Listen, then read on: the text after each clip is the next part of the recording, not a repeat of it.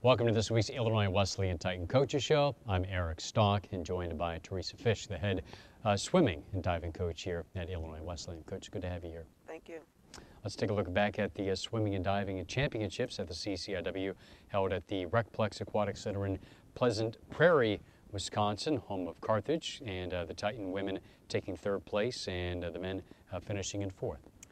Yeah, we had an outstanding performance.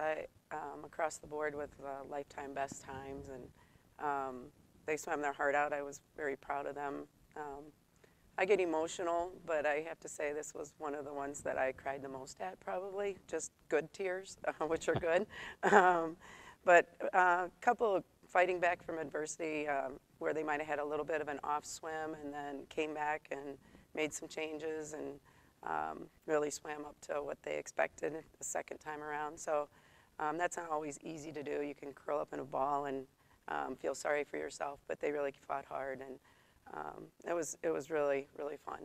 Well, especially for a sport as grueling as that is, it can be challenging, I suppose, to come back from adversity like that. Yeah, they put in a lot of hard work, and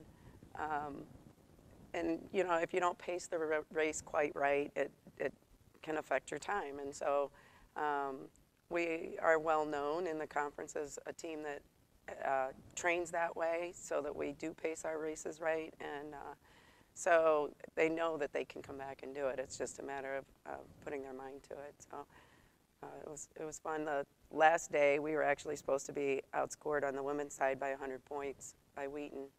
We were 4 points behind going into the last day, so it was one of those, like, well, we might be able to make up 50 points. I never expected that we would hang right with them pretty much through the last day. So kudos to the girls for really, really pushing themselves, and all the way down to the last relay where we had lifetime best across all three relays. So it was a lot of fun.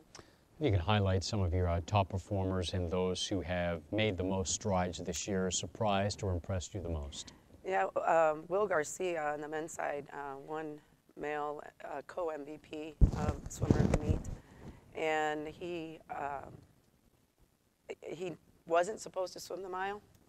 Previously he has swum the 100 freestyle, and he came up to me about 3 weeks before the meet and said, "Coach, I think I want to try the mile, the 1650."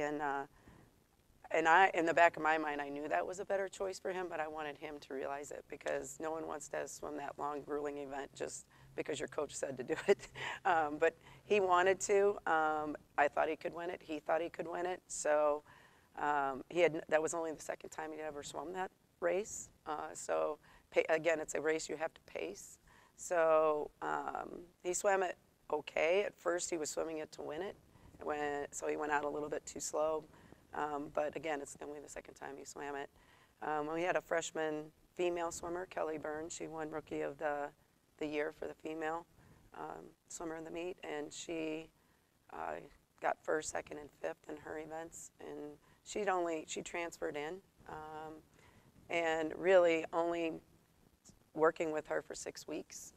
There's a lot of potential there. As I said, she's really a first-month freshman, where they have to learn our program and learn the process a little bit better. So it was for her to step up, and in the CCIW, where the competition's pretty tough, she did a great job.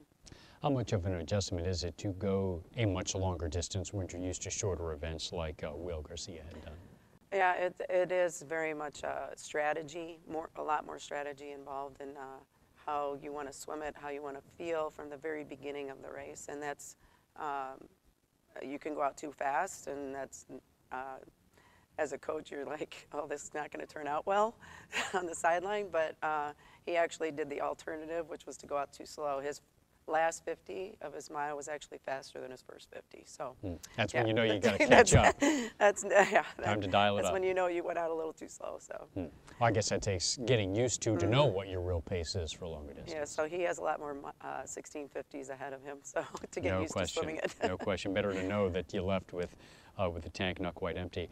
Any shot for any of the swimmers to make nationals this year?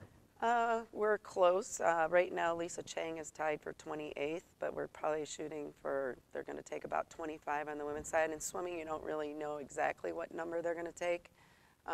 and they redid the selection process this year. So I've heard numbers from anywhere from 25 to 30 individually. So we're shooting for that 25 spot where we think that would be a better, yes, we're in kind of spot to be in. And so she's going to a last chance meet this weekend at Kenyon College, as well as our 800 free relay.